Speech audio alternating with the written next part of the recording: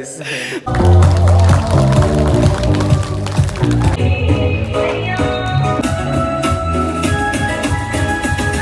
इसमें सरकार क्या कर रही है? 3 साल से मणिपुर जल रहा है.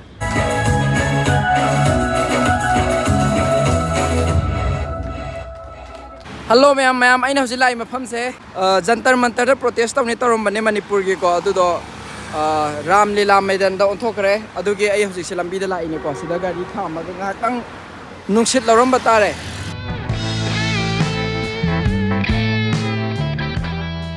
Last year भाई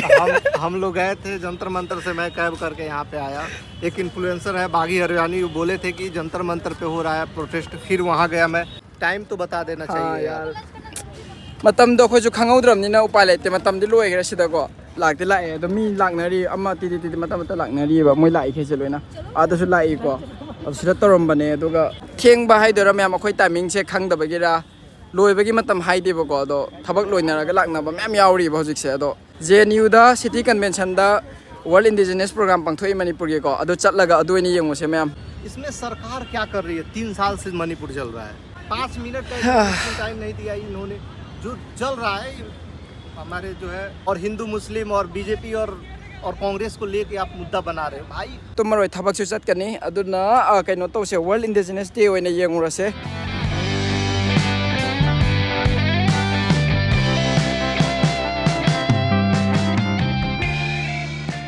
अइना हजि लैरिसे जंगल गा मान माने जंगल मानद्रो अकोय बसे आइगी मनिंग गा से योंगने सिगजे जवाहरलाल नेहरू यूनिवर्सिटी से जेएनयू का है को बस का चेन बने मैम आई साई खलगा मणिपुर दो चचबने को अदुबो फंगद्रे हाबे तारे प्रोटेस्ट तो लोय लेरमे जेएनयू मनुंग दने इन हजिक चंगैसे को अदो चलसे मैम आई साबा लोयरे फजन को फोन लैसु यावसलक्तरे यौरे सिटी कन्वेंशन सेंटर आई जंक्शन लेने तो हजिक को मनुंग द प्रोग्राम के लेगी येंगोसे मैम सारे वर्ल्ड इंडिजिनस चले अदुदि लाइने जे वीडियो लेपनी तो कई तोरमदरे अदु मफम दे केम तोरमदरे आई थेंगे अदुने जंतर मंतर दे चेंज फतो थोखरेदना अखोदि अदु ngasi चलगा कनाम लेरमदरे मी खरा थेंगनरे मोय खरा लखावरी अदो थेंगनरक्तरे अमता खरा लखावे हजिकति कइनोदा नाम लीला अदु मफम याम चादेबा अदुदि चादे अदु मीसु लेहौदरे वर्ल्ड इंडिजिनस ले Oh, manung changa khitang gyan tai ma'am inge mai di yaudram ni na ma'am aina sida cha silaga ni lai se ko ahum makhai bu hele ma'am ado video gi live su tawninge adubu live taw na ba network su phangde kina yi ngasi gi power ai gi live ni ngasi ko silam du di matha sa do ni hello to begin this ikai kho ikai ge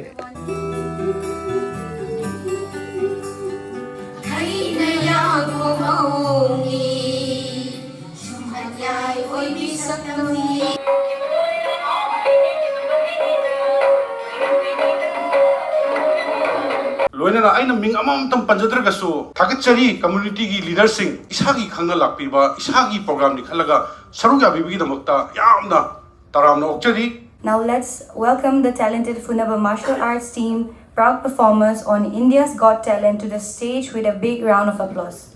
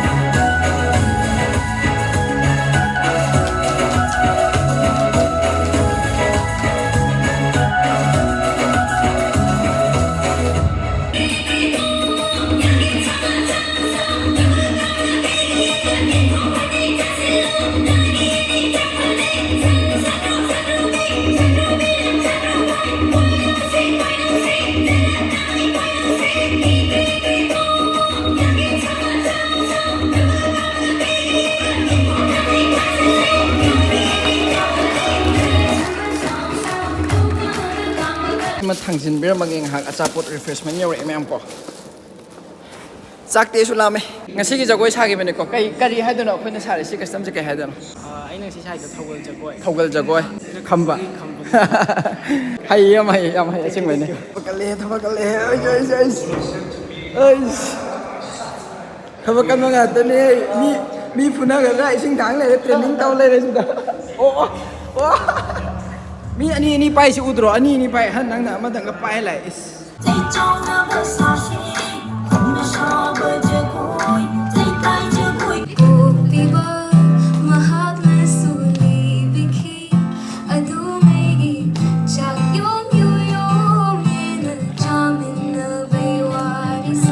ꯑꯗꯨꯒ ꯔꯤꯐ꯭ꯔꯦꯁꯃꯦꯟꯅꯦ ꯁꯤꯅ ꯉꯁꯤꯒꯤꯀꯣ ꯂꯩꯔꯦ ꯀꯩꯅꯣꯝꯗꯤ ꯍꯥꯏꯅꯤꯡꯕ ꯃꯥꯜꯂꯦ ꯍꯥꯎꯅꯤ ꯃꯌꯥꯝ ꯅꯍꯥꯟꯈꯩꯗꯤ face two face direct ꯊꯦꯡꯅꯕ ꯐꯪꯗꯕꯅꯦꯕꯀꯣ ꯑꯗꯣ ꯑꯩ ꯉꯁꯤ ꯑꯩꯒ ꯂꯩꯃꯤꯟꯅꯩꯁꯦ ꯀꯅꯥꯅꯣ ꯕ꯭ꯔꯣ ꯑꯦꯖꯦꯅꯦꯀꯣ ꯕ꯭ꯔꯦꯛꯐꯥꯁꯄꯨ ꯇꯧꯃꯤꯟꯅꯔꯦ ꯑꯩꯈꯣꯏꯒ ꯄꯨꯟꯅꯀꯣ ꯑꯗꯣ ꯕ꯭ꯔꯣꯁꯦ ꯑꯩꯗꯤ ꯊꯕꯛ ꯆꯠꯇꯕ ꯌꯥꯗ꯭ꯔꯦ ꯎꯄꯥꯏ ꯁꯨꯡꯂꯩ ꯂꯩꯇ꯭ꯔꯦ ꯏꯁꯩ ꯇꯥꯅꯤꯡꯉꯦ ꯐꯖꯅ ꯇꯥꯅꯤꯡꯉꯦ ꯕꯤꯛ ꯐꯦꯟꯅꯦꯀꯣ ꯑꯗꯨꯒ ꯂꯥꯛꯑꯕꯣ ꯑꯣꯀꯦ ꯑꯗꯣ ꯁꯦ ꯃꯥ ꯑꯩꯈꯣꯏ ꯊꯕꯛ ꯑꯣꯐꯤꯁ ꯄꯨꯟꯃꯤꯟꯅꯔꯤꯅꯦ ꯑꯣꯀꯦ ꯑꯗꯣ ꯃꯤꯁꯇꯔ ꯑꯦꯖꯦꯅꯦ ꯃꯤꯁꯇꯔ ꯑꯦꯖꯦ ꯂꯥꯎ ꯑꯗꯨꯒ ꯑꯣꯀꯦ ꯐꯦꯂꯤꯛꯁ ꯂꯥꯛꯑꯦ ꯕꯗ ꯐꯦꯂꯤꯛꯁ ꯂꯥꯛꯑꯦ ꯕ꯭ꯔꯣꯏꯁꯦ ꯑꯗꯣ ꯑꯩ ꯆꯠꯂꯒꯦ ꯐꯦꯂꯤꯛꯁ ꯑꯩꯁꯨ ꯆꯠꯇ ꯌꯥꯗ꯭ꯔꯦ ꯑꯗꯨꯒꯤꯅꯦ ꯚꯤꯗꯤꯑꯣꯗꯗꯤ ꯑꯩ ꯌꯥꯎꯍꯟꯅꯤꯡꯕ ꯀꯟꯅꯀꯣ ꯏꯁꯩꯁꯨ ꯍꯥꯞꯅꯤꯡꯕꯅꯦ ꯕꯗ ꯑꯗꯣ ꯑꯩ ꯒꯨꯔꯒꯥꯎꯟꯗ ꯊꯕꯛ ꯇꯧꯕꯅꯤ ꯃꯖꯗꯨꯔꯤꯅꯦ ꯑꯩꯒꯤꯗꯤ ꯆꯠꯂꯒꯦꯀꯣ ꯅꯣꯔꯠ ꯏꯁ ꯐꯦꯁꯀꯤ ꯑꯃ ꯑꯗꯨꯝ ꯍꯥꯎꯁ ꯀꯥꯁ ꯀꯩꯀꯥ ꯆꯠꯂꯦꯀꯣ ꯁꯤ ꯐꯖꯅ ꯌꯥꯝꯈꯠꯂꯛꯑꯦ ꯃꯌꯥꯝ ꯃꯄꯥꯟꯗ ꯕ꯭ꯔꯦꯛꯐꯥꯁ ꯇꯧꯋꯦꯗꯣ ꯑꯗꯣ ꯗ꯭ꯔꯦꯁ ꯃꯅꯤꯄꯨꯔꯒꯤ ꯗ꯭ꯔꯦꯁꯀꯨꯝꯕ ꯑꯃ ꯂꯣꯏ ꯁꯦꯠꯅꯔꯒꯅꯤ ꯇꯧꯋꯦ ꯁꯤꯗꯁꯨ ꯂꯩꯔꯦ ꯁꯣꯝ ꯅꯥꯀꯟꯗꯁꯨ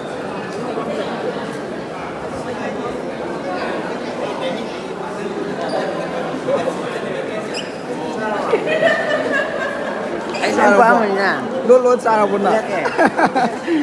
ꯆꯥꯁꯤꯜꯂꯣ ꯍꯥꯎꯕꯅꯦ ꯑꯩ ꯆꯥꯔꯦ ꯆꯥꯔꯣ ꯑꯩ ꯆꯠꯂꯒꯦ ꯊꯦꯡꯕꯒꯤꯅꯦꯕ ꯍꯣꯏ ꯃꯤ ꯐꯖꯅ ꯌꯥꯝꯃꯦ ꯇꯣ ꯃꯌꯥꯝ ꯑꯩꯈꯣꯏꯒꯤ ꯀꯤꯄꯔ ꯑꯐꯥꯎꯕꯅꯦ ꯆꯠꯂꯦꯀꯣ ꯁꯣꯝ ꯃꯄꯥꯟꯗꯁꯨ ꯂꯩꯅꯔꯤ ꯃꯤꯗꯤ ꯃꯌꯥꯝ ꯀꯣ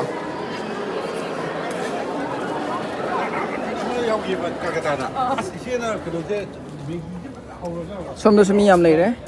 ꯁꯤꯗꯁꯨ ꯂꯩꯔꯦ ꯃꯅꯨꯡꯗꯁꯨ ꯂꯩ ꯃꯤ ꯑꯗꯨꯝ ꯈꯔ ꯇꯔꯟ ꯑꯞ ꯇꯧꯔꯛꯑꯦ ꯐꯖꯅ ꯑꯗꯣ ꯑꯩꯗꯤ ꯆꯠꯇꯕ ꯌꯥꯔꯣꯏ ꯑꯩꯗꯤ ꯆꯠꯂꯒꯦ